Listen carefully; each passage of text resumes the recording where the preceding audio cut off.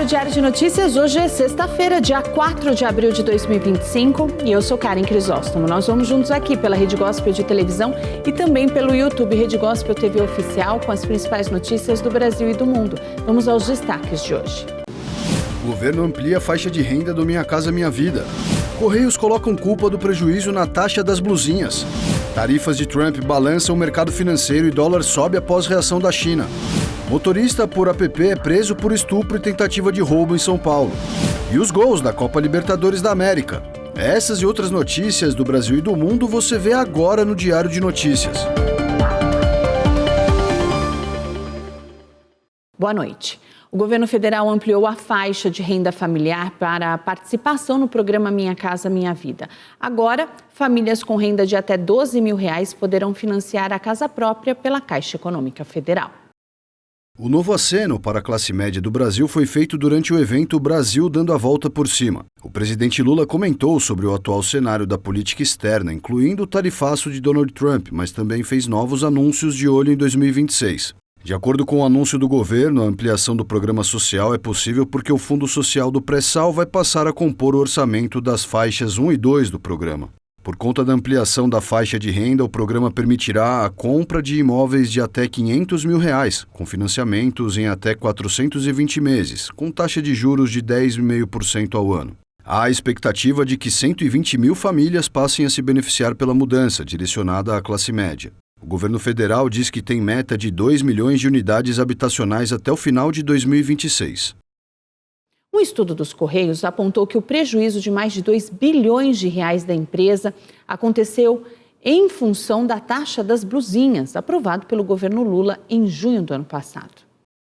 Antes do anúncio do governo petista, os Correios estimavam arrecadar quase R$6 bilhões com o transporte de mercadorias importadas da China no ano passado. Mas com a assinatura da lei, o total registrado foi de pouco mais de R$3,5 bilhões, 37% a menos que o projetado. Nesta semana, o presidente da empresa, Fabiano Silva, esteve na Câmara dos Deputados para acompanhar um evento e disse que as expectativas de receita foram frustradas, o que se traduz em prejuízo para a empresa. Fabiano ainda ponderou que a mudança proposta pelo Ministério da Fazenda permitiu ainda que outras empresas de transportes façam o frete pelo Brasil de mercadorias internacionais e que resultou na diminuição do domínio dos Correios sobre esse tipo de serviço. Segundo ele, os Correios tinham participação de 98% no mercado, e em janeiro deste ano o número caiu para apenas 30%. O Ministério da Gestão informou no início do ano que o prejuízo da estatal foi um dos motivos para o aumento do déficit no ano passado. O governo afirma que a empresa ficou com um rombo de R$3,2 bilhões. O Supremo Tribunal Federal flexibilizou as normas contra a letalidade policial nas favelas do Rio de Janeiro. Com a decisão, o Estado precisa elaborar um plano de reocupação territorial de áreas sob domínio de organizações criminosas. O Supremo Tribunal Federal flexibilizou na quinta-feira as regras destinadas a reduzir a letalidade durante operações nas favelas do Rio de Janeiro, após apelos de autoridades locais para dar mais poder às forças de segurança. O tribunal havia ordenado em 2020 medidas preliminares, como a instalação de câmeras nos uniformes policiais, a restrição do uso de helicópteros e as operações em áreas próximas a escolas ou unidades de saúde. As iniciativas foram uma resposta a um recurso judicial de organizações civis e políticos de esquerda. A proibição de uso dessas aeronaves, salvo em casos de estrita necessidade, foi levantada hoje, assim como a excepcionalidade das ações policiais permitidas perto de centros de educação ou de saúde. Na decisão, o presidente da Corte, Luiz Roberto Barroso, afirmou que não há restrições territoriais por perímetro à ação policial, mas deve haver um respeito rigoroso à exigência de proporcionalidade do uso da força. Após a imposição das restrições em 2020, houve uma queda no número de mortos durante operações policiais no estado do Rio de Janeiro. Em 2023, 871 pessoas morreram em ações da polícia, o número mais baixo em 8 anos, segundo dados oficiais. Ainda assim, policiais foram responsáveis por 19,8% das mortes violentas ocorridas no estado em 2023, 6 pontos percentuais acima da média nacional, segundo a ONG Fórum de Segurança Pública. Nesse período, a cada agente assassinado, quase 80 civis morreram em intervenções policiais. Mas o prefeito do Rio, Eduardo Paes, denunciou o aumento da criminalidade e da ocupação territorial do crime organizado por causa das restrições que agora foram flexibilizadas. As forças de defesa de Israel anunciaram hoje que o comandante do grupo terrorista Hamas, Hassan Farhat, morreu em um bombardeio na cidade libanesa de Sidon. O primeiro-ministro libanês condenou o ataque e disse que o bombardeio fere a soberania libanesa. Os 2 filhos de Hassan também morreram no ataque. E Israel anunciou nesta sexta-feira que iniciou uma nova ofensiva na cidade de Gaza, capital do território palestino. O documento divulgado nesta sexta-feira diz que as forças israelenses começaram novas atividades terrestres na área de Shujaia, bairro que fica ao leste da cidade de Gaza, com o objetivo de ampliar a zona de segurança. O texto diz ainda que no âmbito desta operação os soldados eliminaram vários terroristas e desmantelaram infraestruturas terroristas. Além da ação por terra, Israel também promoveu ataques aéreos, onde militares afirmam que estava sendo usado um centro de comando e controle por membros do Hamas. A ofensiva ocorre menos de 48 horas após o primeiro-ministro Benjamin Netanyahu prometer intensificar a pressão militar sobre o grupo terrorista Hamas para obter a libertação dos reféns. Ele afirmou que as forças israelenses estão fragmentando a faixa de Gaza e aumentando a pressão. O mundo acordou tomado de incertezas após o anúncio das tarifas impostas por Donald Trump. A China e a União Europeia condenaram as medidas e as bolsas operavam em baixa. Os parceiros comerciais dos Estados Unidos ameaçaram responder à série de tarifas anunciadas na véspera pelo presidente americano Donald Trump, mas deixaram a porta aberta para o diálogo, após os anúncios do republicano apresentados como uma declaração de independência econômica para promover uma era de ouro nos Estados Unidos. Os mercados financeiros sentiram o golpe. Na Ásia, a Bolsa de Tóquio registrou queda de quase 3% e na Europa, Frankfurt operava em baixa de 2,45%, Paris cedia a 2,15% e Londres recuava a 1,44%. A ofensiva protecionista consiste em uma tarifa aduaneira mínima de 10% para todas as importações e sobretaxas seletivas para certos países, considerados particularmente hostis em termos comerciais. A conta sai cara para a China, cujos produtos serão taxados em 34%, que se somarão aos 20% impostos ao país em fevereiro. Como eu disse antes, não há vencedores em uma guerra comercial ou tarifária. O protecionismo não tem saída. O que os Estados Unidos precisam fazer agora é corrigir suas práticas erradas e resolver as diferenças econômicas e comerciais com outros países, incluindo a China, por meio de consultas justas, respeitosas e recíprocas.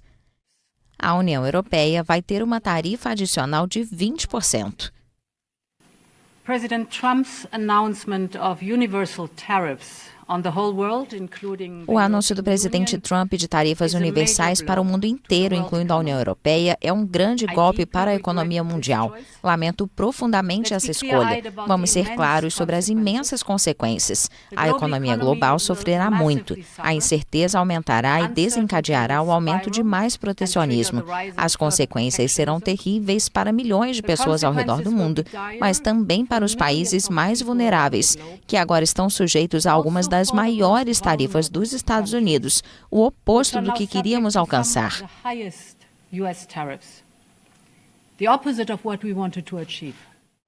As taxas serão de 24% para o Japão, 26% para a Índia, 31% para a Suíça e 46% para o Vietnã, onde a Bolsa de Hanoi também operava em queda expressiva.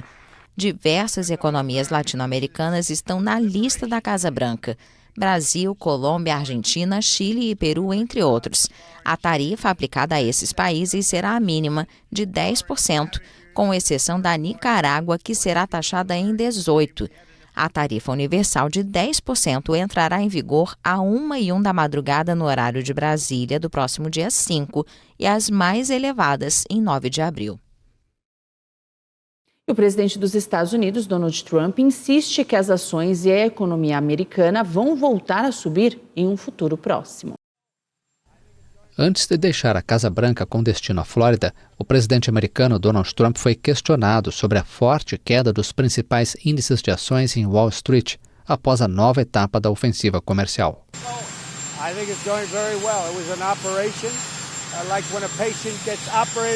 Acho que está indo muito bem. Foi uma operação como quando um paciente é operado e é uma coisa grande. E eu disse que seria exatamente assim. Temos 6 ou 7 trilhões de dólares entrando em nosso país e nunca vimos nada parecido. Os mercados vão crescer, as ações vão saltar, o país vai crescer e o resto do mundo quer ver. Há alguma maneira de fazer um acordo? Eles tiraram vantagem de nós por muitos anos. Muitos anos estivemos do lado errado da bola. E vou te dizer uma coisa, acho que vai ser inacreditável. As bolsas em Nova York afundaram nesta quarta. O índice S&P 500 caiu 4,8%, seu pior dia desde junho de 2020. Nasdaq despencou 5,97% e o índice Dow Jones encerrou a sessão em queda de 3,98%. A ofensiva protecionista da Casa Branca não tem precedentes desde a década de 1930. Segundo analistas, os anúncios de tarifas foram muito piores do que o esperado. As medidas afetam o comércio mundial e geram preocupação em relação à economia americana. Especialistas alertam sobre o impacto na inflação e no crescimento econômico. E a China anunciou hoje que vai aplicar tarifas de 34% sobre todas as importações de produtos dos Estados Unidos a partir da próxima quinta-feira. O Ministério das Finanças da China disse ainda que vai levar o caso à Organização Mundial do Comércio. E a Organização Mundial do Comércio afirmou que as medidas de Donald Trump podem levar a uma contração de quase 1% do volume dos comércios globais de mercadorias ainda neste ano. O Banco Central da Europa estima um aumento na inflação do bloco.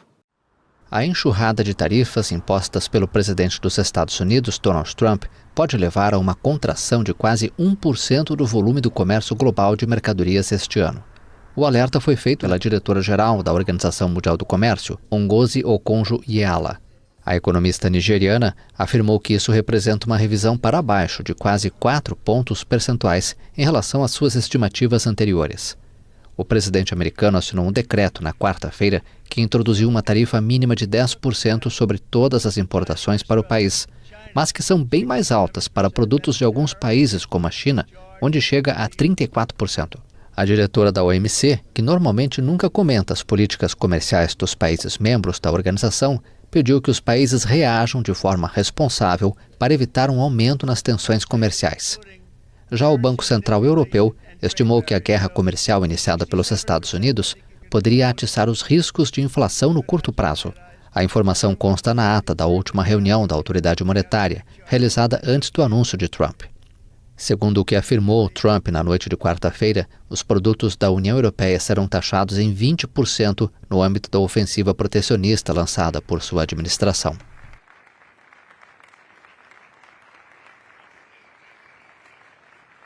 O presidente francês Emmanuel Macron também fez duras críticas aos anúncios dos Estados Unidos. O aumento das tarifas por parte do presidente americano Donald Trump terá um impacto maciço na economia europeia, para quem os americanos sairão mais fracos e mais pobres. A decisão anunciada ontem à noite é brutal e infundada. É infundada porque os desequilíbrios comerciais não são corrigidos pela imposição de tarifas. A teoria econômica demonstra claramente o oposto, particularmente quando esses desequilíbrios não levam em conta setores como serviços digitais, entre outros. Em última análise, essa decisão impactará todos os setores de nossas economias. Dos 500 bilhões de euros em bens exportados pelos europeus para os Estados Unidos, já podemos ver que mais de 70% serão afetados por essas tarifas. Enfrentaremos tarifas de 20% em todos os setores, exceto alumínio, aço e automóveis, que já estão em 25%, bem como produtos farmacêuticos, madeira e semicondutores, onde mais anúncios são esperados, mas provavelmente também serão definidos em 25%. Claramente, este é um impacto enorme que afetará todos os setores da economia e as exportações europeias. Embora as apostas sejam um pouco menores para a França do que para alguns outros países, o impacto ainda está lá e para certas indústrias será substancial. O presidente dos Estados Unidos assinou na quarta-feira um decreto para lançar uma tarifa aduaneira mínima de 10% para todas as importações que chegam ao país e de 20% para os produtos procedentes da União Europeia. O primeiro-ministro francês François Bayrou classificou as tarifas de catástrofe. Os Estados Unidos eram, em 2023, o quarto mercado de exportação da França, após Alemanha, Itália e Bélgica, segundo a alfândega francesa. Entre os setores franceses mais expostos às novas tarifas estão o aeronáutico, o de luxo, os vinhos e o conhaque. O México não foi afetado com as novas tarifas norte-americanas, mas os trabalhadores de Tijuana estão preocupados com possíveis novas medidas dos Estados Unidos. O México escapou das tarifas anunciadas na quarta-feira pelo presidente dos Estados Unidos, que manteve os valores em 25% aos carros, aço e alumínio que já afetavam o país latino-americano. A Casa Branca afirma que os impostos são uma forma de pressionar as autoridades a combater a migração ilegal e o tráfico de fentanil. As fábricas que operam empresas estrangeiras como a Toyota são vitais para economias de cidades fronteiriças como Tijuana e seus milhares de trabalhadores. Estas companhias foram instaladas estrategicamente para ter benefícios fiscais aproveitando o Tratado de Livre Comércio da América do Norte, o TMEC, para vender nos Estados Unidos. Muitos postos de trabalho dependem do mercado americano. Não creio que ela cierren, pero sí va a bajar la produção. Não acho que vai ser fechada, mas vai diminuir a produção, é fato.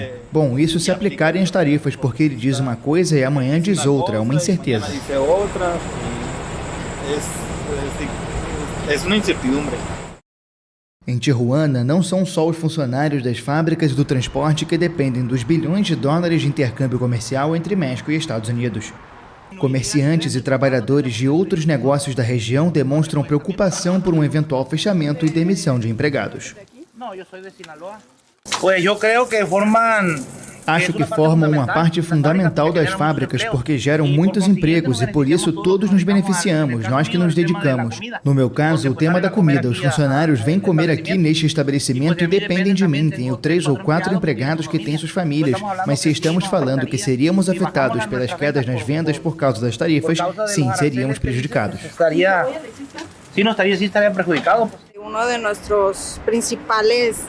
Claro que sim, porque os nossos principais clientes são os funcionários da Toyota. Praticamente vivemos ao redor das fábricas e se chegarem a fechar as fábricas, haveria menos vendas e, portanto, menos clientes. Nós vivemos da atenção ao cliente.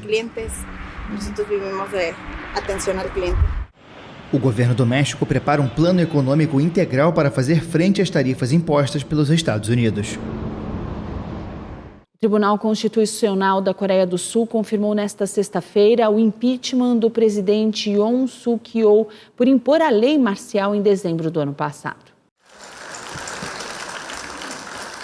O Tribunal Constitucional da Coreia do Sul confirmou nesta sexta-feira o impeachment do presidente Yoon Suk-yeol por impor brevemente a lei marcial em dezembro.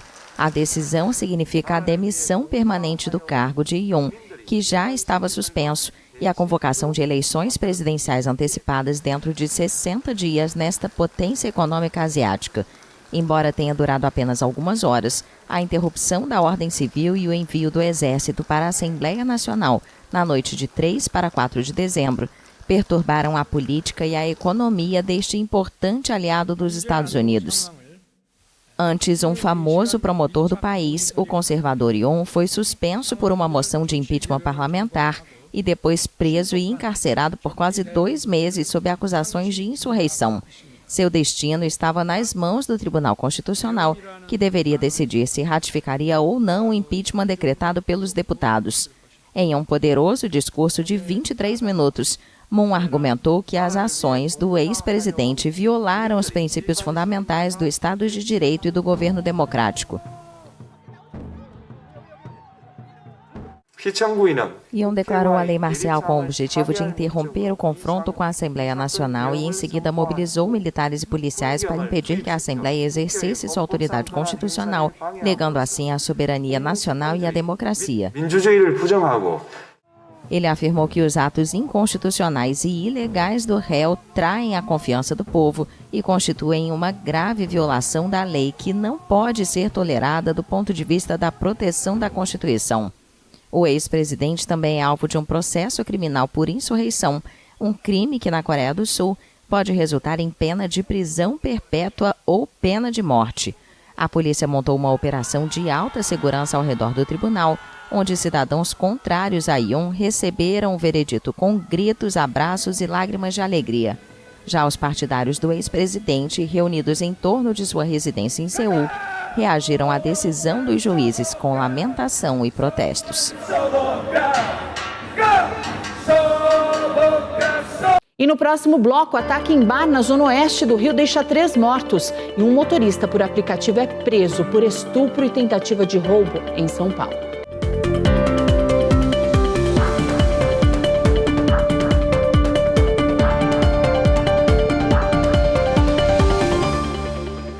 Três homens morreram e um outro ficou ferido na zona oeste do Rio após um ataque num bar. O crime aconteceu durante a partida do Flamengo pela Copa Libertadores da América. Segundo testemunhas, pouco depois das 10h30 da noite, 4 homens armados de fuzis dispararam contra o local que estava cheio. As vítimas foram identificadas como Luiz Felipe, de 25 anos, Jadir Barbosa, de 34 e Luiz Cláudio Soares, de 61. O quarto baleado foi identificado como sendo Alexandre Oliveira de Mello. Ele é um suboficial da Marinha e foi socorrido para o Hospital Municipal Albert Schweitzer, em Realengo. O estado de saúde dele não foi divulgado. Em nota, a Polícia Militar disse que, de acordo com o comando do 14º Batalhão de Polícia, agentes do batalhão foram acionados para uma ocorrência de homicídio no Jardim Sulacap. A polícia trabalha com a hipótese de acerto de contas, mas ainda não descarta outras motivações para o crime. Um motorista por aplicativo de 27 anos foi preso por suspeita de estuprar e tentar roubar o celular de uma passageira de 21 anos na região da Casa Verde, na zona norte de São Paulo. A polícia já identificou o motorista, ele negou o estupro, mas confessou a tentativa de roubo. A concessionária CCR Via Oeste adiou para dezembro do ano que vem a entrega das obras de ampliação da rodovia Castelo Branco, na altura do município de Barueri. A empresa alegou contratempos em redes de água e esgoto. Segundo a empresa, durante as intervenções foram encontradas interferências não programadas, relacionadas a redes de água, gás e esgoto, que afetaram o cumprimento do cronograma. As obras tiveram início em junho de 2022 e deveriam ser totalmente entregues em 35 meses, ou seja, até o próximo mês de maio. Com o adiamento, a empresa terá quase 20 meses a mais para executar as intervenções previstas. De acordo com o projeto, haverá ampliação das vias marginais da rodovia do quilômetro 23 ao quilômetro 27, implementação de faixa adicional no trecho que passa por Barueri, Jandira e Itapevi, construção de 2 novas pontes sobre o Rio Tietê, paralelas à ponte Guilherme Almeida, além da remodelação do trevo de Barueri e Alphaville. O estado de São Paulo investiu mais de 500 milhões de reais e a empresa não informou se essa quantia aumentará com o novo prazo. Algumas cidades brasileiras estão em alerta para possíveis temporais a partir de hoje. Está previsto também a chegada de uma frente fria. Algumas cidades brasileiras estão em alerta a partir desta sexta-feira. Isso porque se formou uma nova frente fria no sul do país e chegou ao sudeste, o que deve deixar o tempo instável nos próximos dias. De acordo com o Instituto Nacional de Meteorologia, áreas entre o litoral norte de São Paulo e boa parte do centro-sul do Rio de Janeiro podem ter chuva acima de 100 milímetros por dia. O INMET também emitiu nesta semana alertas para situações de grande risco por causa dos temporais. O alerta de nível mais alto foi enviado para a região de Petrópolis. Faixas de Minas Gerais e Espírito Santo também estão atentos para possíveis deslizamentos e alagamentos. Apesar da previsão de chuva forte também para todos os estados do sul nos próximos dias, os estados de São Paulo e do Rio de Janeiro são os que mais devem sofrer com os temporais até o fim de semana. De acordo com a Climatempo, a chuva pode ser muito volumosa em ambos os estados, com alto potencial para transtornos como alagamentos, transbordamentos de rios e deslizamentos de encostas. E a seguir, Donald Trump diz que está próximo de comprar o TikTok e os gols da Copa Libertadores.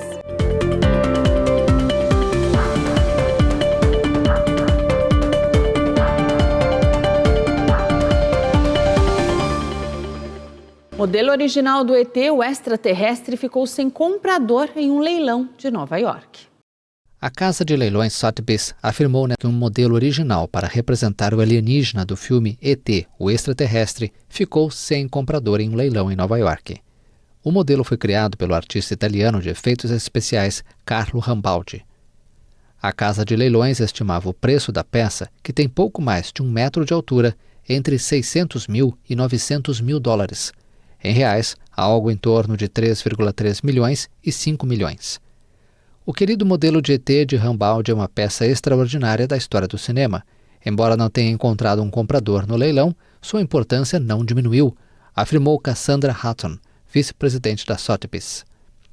Desenhada e criada em 1981, a figura foi protagonista da memorável Cena do Armário, na qual ET se esconde entre bichos de pelúcia. Ela pertence à coleção pessoal do famoso artista italiano vencedor do Oscar e é um dos 3 modelos de ET utilizados nas filmagens do clássico de ficção de 1982 de Steven Spielberg, um dos filmes de maior bilheteria de todos os tempos. Em 2022, um autômato de metal que representava ET e que também foi utilizado durante as filmagens foi vendido por 2,5 milhões de dólares, o equivalente a 14,3 milhões de reais. O presidente dos Estados Unidos, Donald Trump, afirmou que o governo americano está muito perto de um acordo para comprar o aplicativo de vídeos TikTok. O presidente Donald Trump disse que seu governo está muito perto de um acordo para encontrar um comprador para o TikTok, companhia que precisa se desfazer de seu proprietário chinês para evitar uma proibição nos Estados Unidos. Estamos muito perto de um acordo com um grupo muito bom de pessoas, afirmou Trump no avião presidencial. A controladora do TikTok, a ByteDance, tem até 5 de abril para vender a filial, em virtude de uma lei aprovada no ano passado pelo Congresso para impedir que autoridades chinesas usem o aplicativo para espionar americanos. Trump, que declarou uma guerra comercial ao mundo, voltou a colocar o debate sobre o TikTok no contexto de negociações econômicas mais amplas com a China. Sobre o TikTok, a China certamente dirá: estamos aprovando um acordo, mas o que vocês propõem sobre as tarifas? Comentou o republicano. Segundo o jornal The New York Times, a Amazon fez uma oferta de aquisição de última hora pela totalidade do TikTok, que não foi considerada muito séria. Até agora, a ByteDance não aceitou oficialmente o princípio de uma venda, tampouco o governo chinês, mas segundo a imprensa americana, discussões estão em andamento e tem como principal cenário a separação do TikTok de sua controladora. As Nações Unidas afirmaram que o mercado global de inteligência artificial deve alcançar quase 5 trilhões de dólares até 2033 e impactar 40% dos empregos em todo o mundo. O mercado global de inteligência artificial deve alcançar 4 trilhões e 800 milhões de dólares, cerca de 27 trilhões de reais, até 2033. É o que diz o relatório da ONU Comércio e Desenvolvimento. O texto lembra que a tecnologia transforma as economias, criando uma variedade de oportunidades, mas também traz riscos de aprofundar as desigualdades. De acordo com o documento, o uso da IA poderia afetar 40% dos empregos em todo o mundo, gerando ganhos de produtividade, mas também trazendo preocupação sobre a automação e a perda de postos de trabalho. Enquanto as ondas tecnológicas anteriores impactaram sobretudo a classe operária, a ONU ressalta que com a inteligência artificial, setores que implicam tarefas cognitivas estão mais expostos. Isto significa que a mão de obra das economias avançadas será mais afetada. No entanto, estas economias estão mais bem posicionadas do que as emergentes e as de baixa renda para aproveitar as vantagens da inteligência artificial. A ONU afirma que a situação é similar em relação à inteligência artificial generativa.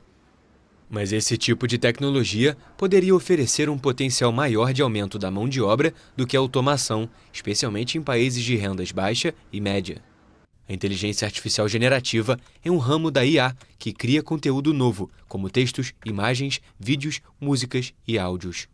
As 2 próximas Copas do Mundo de futebol feminino têm sede praticamente definida. Os Estados Unidos devem receber a competição em 2031 e o Reino Unido em 2035. O presidente da FIFA, Gianni Infantino, informou que a Copa do Mundo feminina deve ser disputada nos Estados Unidos em 2031 e no Reino Unido em 2035, candidaturas únicas na disputa. O comandante do futebol mundial lembrou que os países interessados em organizar a competição deveriam apresentar a candidatura no primeiro trimestre deste ano e que o caminho está aberto para definir as próximas 2 sedes.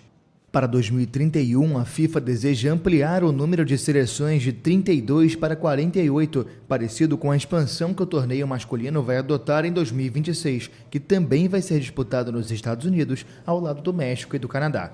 Infantino afirmou que os Estados Unidos ainda podem estabelecer uma associação com outros membros da Federação Norte-Americana para o Mundial Feminino. As sedes dos Mundiais masculinos de 2030 e 2034 também foram definidas com antecedência. A Copa de 2030 vai ser realizada em Espanha, Portugal e Marrocos, enquanto a seguinte vai ser na Arábia Saudita.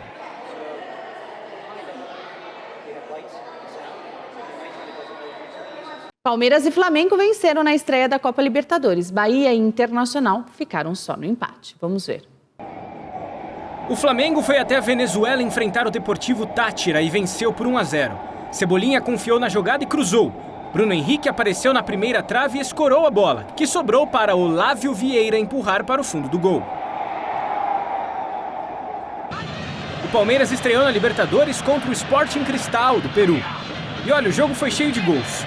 Estevão abriu o placar após rebote dentro da área.